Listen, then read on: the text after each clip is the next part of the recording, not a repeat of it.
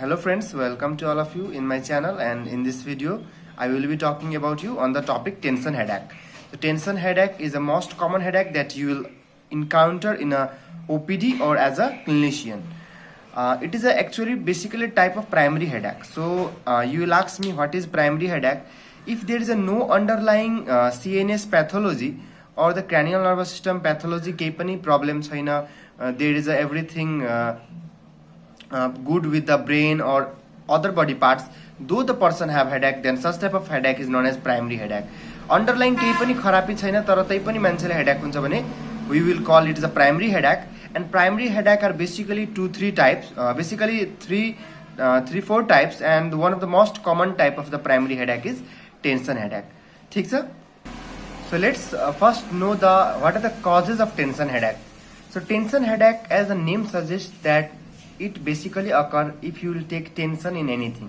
कुनै पनि कुराको टेन्सन लिँदाखेरि और टेन्सन यदि फिजिकली हामी टेन्सन आफ्नो बडीलाई दिन्छौं, or if you will take an emotional tension, then you may have a headache, and that time the headache is basically tension headache. अब त्यही भएर स्ट्रेस एउटा यसको सबभन्दा मेन कज हो. स्ट्रेस यही हो मेन कज कि मान्छेलाई टेन्सन हेडेक हुन्छ. So stress can be emotional or stress can be physical. Emotional stress, let's suppose if कसैको घरमा कोही family member को death भयो, or if your boss has fired you from your job, or let's suppose if you have breakups or any problem in relationship, हैन, त्यस्तो केसहरुमा चाहिँ के हुन्छ त इमोशनली मान्छे वीक हुन्छ र इमोशनली वीक भएपछि के हुन्छ मान्छेलाई हेडेक हुन सक्छ. So such type of stress are emotional stress. So basically emotional stress also causes headache, and that is tension headache. Another type of stress is physical stress. Suppose if you are sitting in a particular position for a long time. Let's suppose you are working in a mobile company, in a cell phone company, and you are sitting in a particular position in a desktop for a long time. You are running the computer for a long time. Then in that time you may have the physical stress in your neck muscle, in your facial muscle, and that time you may have the headache. Another thing is if you sleep in either too hot room or the too cold room. So धेरै चिसो और धेरै तातो रूममा यदि हामी सुत्यौं भने त्यति बेला चाहिँ के हुन सक्छ, we may have the headache. किनभने too hot or too cold रूममा सुत्दाखेरि के हुन्छ, the muscles of the neck and the facial region and the shoulder region, they will basically go in contraction phase. धेरै चिसो और धेरै तातोमा कन्ट्राक्सन एकदम एब्नर्मली कन्ट्राक्सन भइरा हुन्छ र एब्नर्मली कन्ट्राक्सन हुँदाखेरि के हुन सक्छ, you might have the tension headache. अर्को, watching TV, mobiles, book all the time. So if you are giving too much strain in your eye by watching the mobile, TV, books all the time, then you may have a headache, and that is tension headache. Another thing, if you are sleeping in an abnormal position. So sometimes this we all have experienced once in a lifetime, that sometimes we sleep in an abnormal position, and whenever we get up in the morning, then we may have the headache like features, and that time of the headache is basically the tension headache. So basically these were some of the examples I gave you of regarding the tension headache, but there can be many examples of the tension headache. So now let's talk about the pain in actually tension headache. So tension headache ko pain kasto huncha ta? So first of all you have to understand that the pain of the tension headache is usually the bilateral, that is दुवै brain को चारैतिर यसको pain feel हुन्छ हामीलाई. यस्तो हुँदैन कि कुनै एउटा हेमिस्फियरमा पेन हुने र अर्को साइड एउटा साइड अफ ब्रेनमा पेन हुने र अर्को साइडमा पेन हुने, यस्तो हुँदैन. पर्टिकुलर लोकलाइज हुँदैन. यो पेन चाहिँ पुरै ब्रेन जेनरलाइज टाइपको पेन हुन्छ, यानी कि पुरै हेडमा चाहिँ पेन फिल भइरा हुन्छ. अर्को कुरा, यो पेन हुन्छ जुन स्ट्रेससँग रिलेटेड हुन्छ, यानी कि पक्कै पनि त्यहाँ कुनै न कुनै किसिमको स्ट्रेस हुनु पर्यो, आइदर एनी फिजिकल स्ट्रेस और एनी इमोशनल स्ट्रेस, जुन मैले पहिले कुरा गरिसके, कुनै न कुनै किसिमको स्ट्रेस हुनुपर्छ.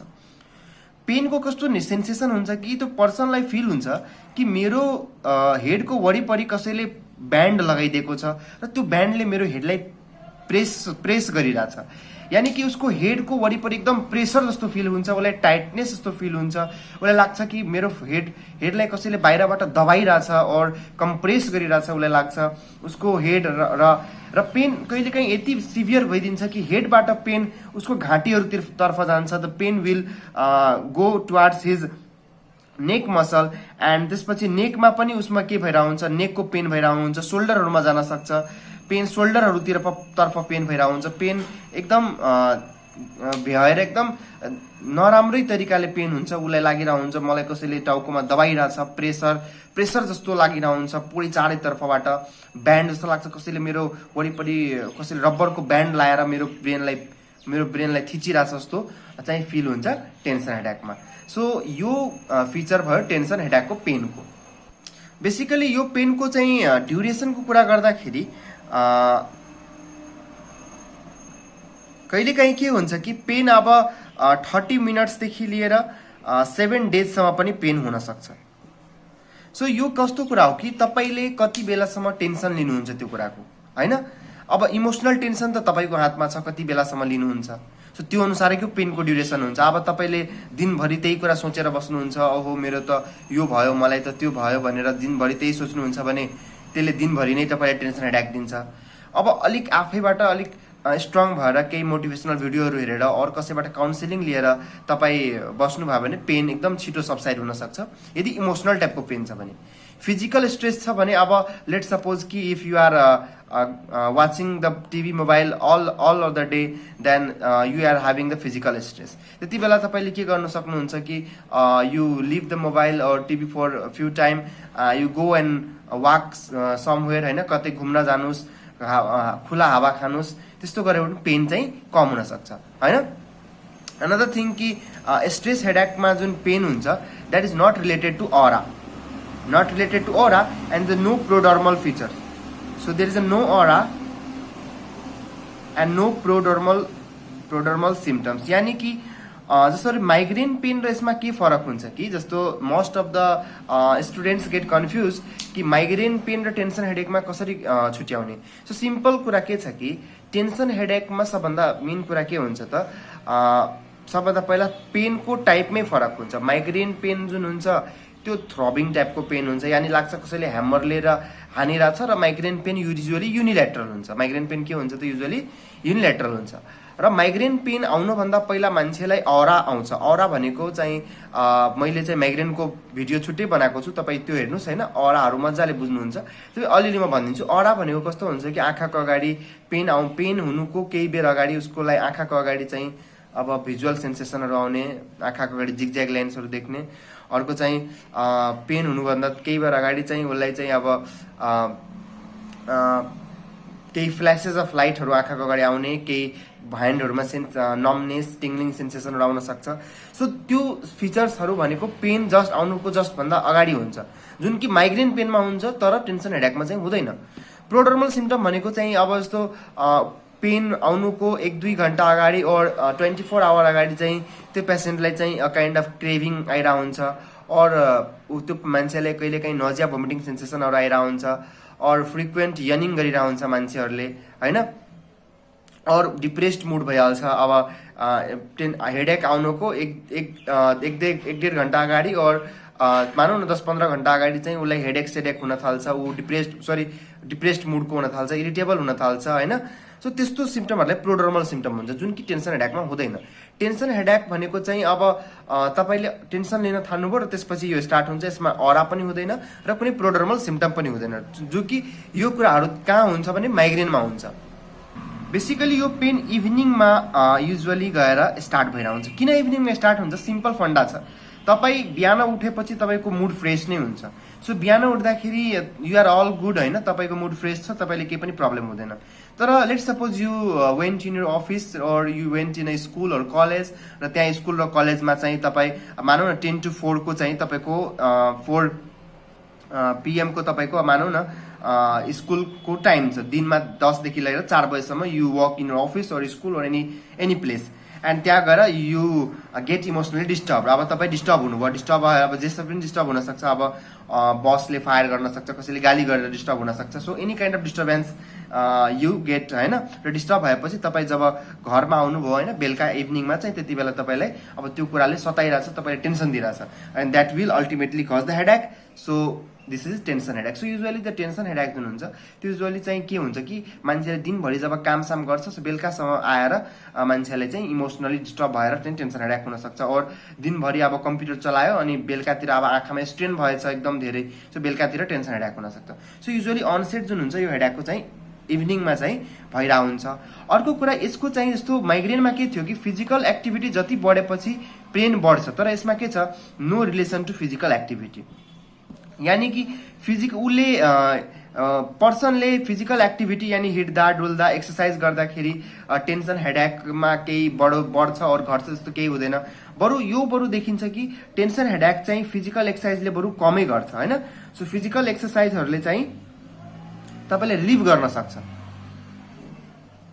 सो फिजिकल एक्सर्साइजहरू रिलिभ गर्न सक्छ बरु टेन्सन हेडेकलाई। त्यस्तो टेन्सन फिजिकल एक्सर्साइज और एक्जर्सन गरेर टेन्सन हेडेक बढ्ने चाहिँ कुरा खासै आउँदैन।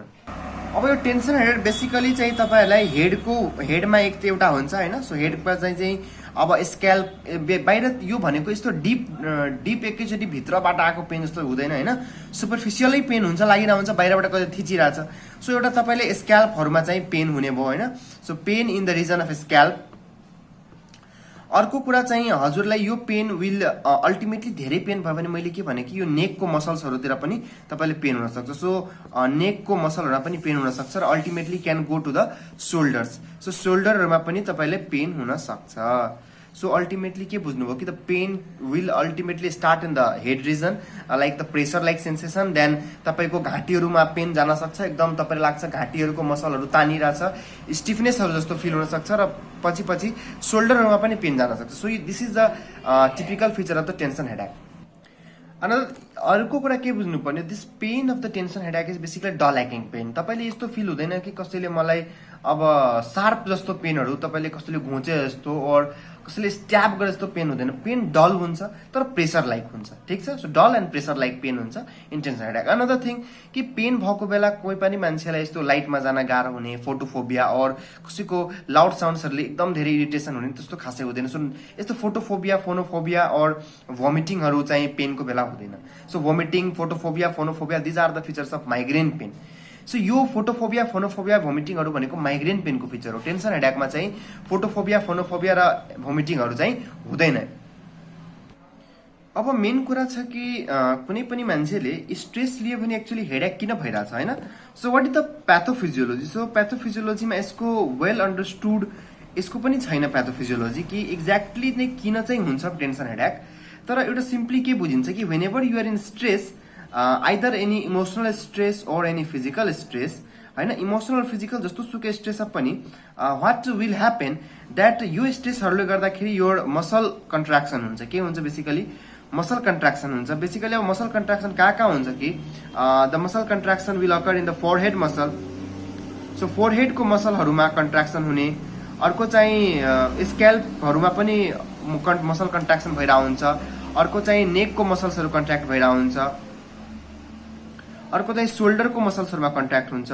So whenever you work for a long time or if you will take any kind of emotional stress, then those all stresses will ultimately contract your muscle. र त्यो muscle कन्ट्र्याक्सनको कारणले गर्दाखेरि त्यो जुन खिचाव र तनाव हुन्छ, त्यो खिचाव र तनावको कारण बेसिकली पर्सनलाई के भइरहेको हुन्छ त यो पेन भइरहेको हुन्छ हैन। So stress induced muscle contraction भएर बेसिकली डिफरेन्ट ठाउँमा पेन हुने गर्छ। सो यो कारण हो कि बेसिकली किन टेन्सन हेडेकमा चाहिँ पेन हुन्छ। र टेन्सन हेडेक कस्तो किसिमको एउटा अझै एउटा पेक्युलर फिचर छ कि मान्छे जति बेला बिजी हुन्छ केही काममा त्यति बेला हेडेक कम हुन्छ झन्। सो यदि if you are busy, let's suppose कि you have headache, you are going headache, तपाईले हेडेक भइरहेको थियो र तपाई लेट्स सपोज कुनै वर्क गर्न थाल्नु, तपाई you are doing any work. So work गर्ने बेला के भइहाल्छ, यो हेडेकको इन्टेन्सिटी घट्न सक्छ। सो हेडेक इन्टेन्सिटी के हुन सक्छ, घट्न सक्छ। यानी कि मान्छेले जब खाली बस्दाखेरि प्राय हेडेक भइरहेको हुन्छ, यस्तो बिजी सिजी भएको बेला हेडेकको इन्टेन्सिटीहरु घट्छ। सो टेन्सन हेडेकको मैले चाहिँ ओभरअलमा चाहिँ हेडेकको चाहिँ पेन कस्तो हुन्छ भन्ने कुराहरू गरेँ होइन। These are not related to any basically in triggering फ्याक्टर्सहरू खासै हुँदैन। अब जस्तो के भन्छ कि माइग्रेन एट्याकहरूमा केही ट्रिगरिङ फ्याक्टर थियो, जस्तो घाममा गएपछि हेडेक बढ्न सक्थ्यो और केही पर्टिकुलर खाना खाएर हेडेक बढ्न सक्थ्यो, त्यस्तो कुराहरू टेन्सन हेडेकमा हुँदैन। सो युजुअली चाहिँ त्यस्तो प्रिसिपिटेटिङ फ्याक्टर और एग्राभेटिङ फ्याक्टर्सहरू चाहिँ is not present in tension headache. Basically this headache is related to stress और एन्जाइटी। स्ट्रेस एन्जाइटीहरू लिएर यो बेसिकली हेडेक हुने हो होइन। मैले अरू सबै कुरा भनि नै सकेछु। Now will go to the investigation and treatment part. Now let's talk about the treatment. So treatment यसको चाहिँ त्यस्तो गाह्रो केही पनि छैन। एक्चुअली के भन्छ यो सेल्फ सबसाइडिङ पनि हुन्छ, यानि कि तपाईँले कुनै मेडिसिन नखाए पनि तपाईँलाई काम हुनसक्छ होइन। त्यो सेल्फ सबसाइड्स पनि हुनसक्छ, आफैले यो टेन्सन हेडेक ठिक पनि हुनसक्छ, केही त्यस्तो यही मेडिसिन खानुपर्छ भन्ने केही पनि छैन होइन। If you will wait for some time, त्यो इमोसन और त्यो प्रब्लम यदि तपाईँ सोच्न छोड्नु दिनुभयो भने त्यो टेन्सन पनि हट्छ। Another thing you can do that you can go for the counseling.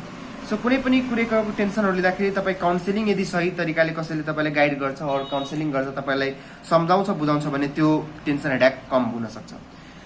तर इफ यु हैविङ अ भेरी तपाईले औषधि खानै मन छ हैन और कहिलेकाहीँ हेडेक यदि धेरै सिभियर भइहाल्छ कि तपाईले औषधि खानुपर्छ भने you can go for the NSAIDs लिन सक्नुहुन्छ। Like you can go for the paracetamol or ibuprofen यो लिन सकिन्छ और डाइक्लोफेनाकहरु लिन सकिन्छ। अर्को मेन कुरा के गर्नु पर्यो कि अब ट्रिटमेन्टमा चाहिँ हामीले बेसिकली यहीहरु नै गरिन्छ। अब कसैलाई एकदम धेरै दिनसम्म क्रोनिकली कसैलाई अब हरेक महिनामा एटलिस्ट 10 दिन 15 दिन चाहिँ हेडेक हुन्छ भने, so in the chronic patients, so chronic tension हेडेकको पेशेन्ट छ भने, क्रोनिक टेन्सन हेडेक छ भने त्यति बेला चाहिँ हामीले अब anti anxiety medications or anti depression medication use गर्न सक्छौं। So anti anxiety medications like the propranolol. So propranolol भन्ने औषधि आउँछ, त्यो औषधिलाई हामी चाहिँ युज गर्न सक्छौं हैन। एन्टी एन्जाइटी औषधि हो यदि क्रोनिक हेडेक भइराछ, धेरै दिनसम्म तपाईले टेन्सन हेडेक भइराछ। Or you can go for the anti depressant. So anti depressant भनेको तपाईले के लिन सक्नुहुन्छ भने you can go take the amitriptyline. So low dose amitriptyline तपाईले युज गर्न सक्नुहुन्छ। It is a tricyclic anti depressant. So low dose एमिट्रिप्टाइलिनले तपाईले युजुअली यो क्रोनिक टेन्सन हेडेकहरुलाई कम गर्छ। यदि मान्छेलाई धेरै दिनसम्म हेडेक भइराछ भने योहरु औषधि गर्ने सधैँ खानुपर्छ। तर तपाईलाई यदि एक्युट अनसेट छ, अब कहिलेकाहीँ मात्रै हुन्छ भने you can just wait for it subside आफ्नै हुन वेट गर्ने or you can just take any NSAIDs for the treatment. र अर्को चाहिँ बेस्ट पार्ट भनेको चाहिँ अब प्रिभेन्सन। सो प्रिभेन्सन जहिले पनि बेस्ट पार्ट हो केही पनि कुराको। अब प्रिभेन्सन के छ कि एभोइड स्ट्रेस। कुनै पनि कुराले स्ट्रेस दिइराछ भने त्यो कुराको स्ट्रेस एभोइड गर्ने, अब त्यो कुराको स्ट्रेस नलिने हैन। अब एन्जाइटीहरु एभोइड गर्ने, कुनै कुराको टेन्सनहरु नलिने, अनि त्यसपछि अब काउन्सिलिङ कोर्सहरु गर्न सकिन्छ हैन। अर्को you can there is a very good method that is yoga and meditation. Yoga and मेडिटेसनले टेन्सन हेडेक एकदम धेरै कम गरेको पाइन्छ हैन। So yoga and meditation is a very good role in the prevention of tension headache. And you can also do exercises. So any physical exercises you can go for the management of tension headache हैन, prevention गर्नको लागि।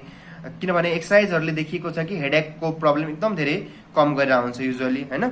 अर्को चाहिँ maintain your good posture.